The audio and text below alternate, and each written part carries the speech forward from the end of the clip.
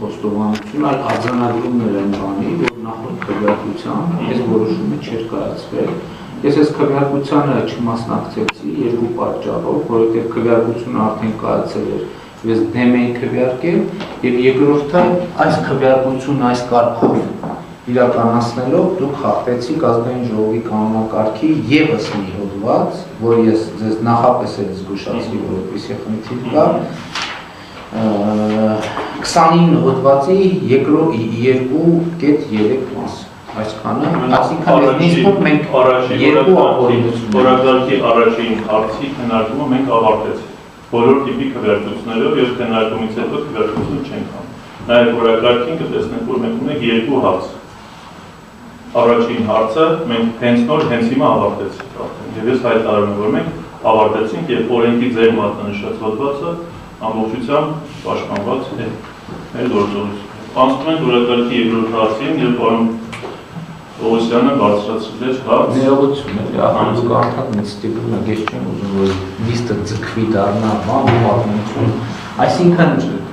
Այսինքն դուք ասում եք, որ մենք մի հարց էինք քննարկում։ Հիմա նայենք կանոնակարգը ինչ ասում։ Ասում է հարցերը քննարկում են հետևյալ նիստում հարցերը քննարկում են հետևյալ հաջորդականությամբ։ Հիմնական զեկուցողի ելույթ,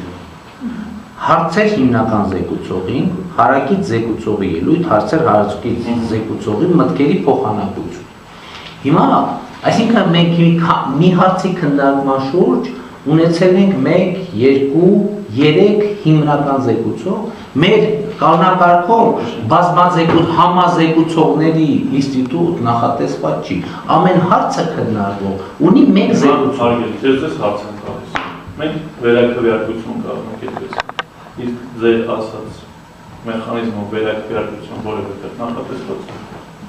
Լիագումար նիստում նախատեսված է, հանձնաժողովի նիստում չէ, որովհետև լիագումար նիստում էլեկտրոնային է, եթե պատգամավորներից մեկը կասկած ունի, որ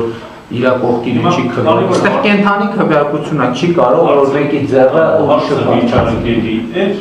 ըստ ձեզ, իմ համար վիճակի։ Դուք պնդում եք, որ վիճակի ինչի արեցիք նորից քվեարկությունն էլ լավ, եթե դուք 100% լիարժեք։ Ներողություն, դուք ասցիք ձեր խոսքում, ասցիք ես 100%-ով համոզված եմ, որ մենք կայացրել ենք ճիշտ որոշում։ 100%-ով համոզված լինել եւ նշանակել նորից քվեարկություն, այսինքն դուք ուզում եք 325%-ով համոզված լինել։ Դրա համար հարցրեցի։ Ձեր համար հարցը վճարակի էր։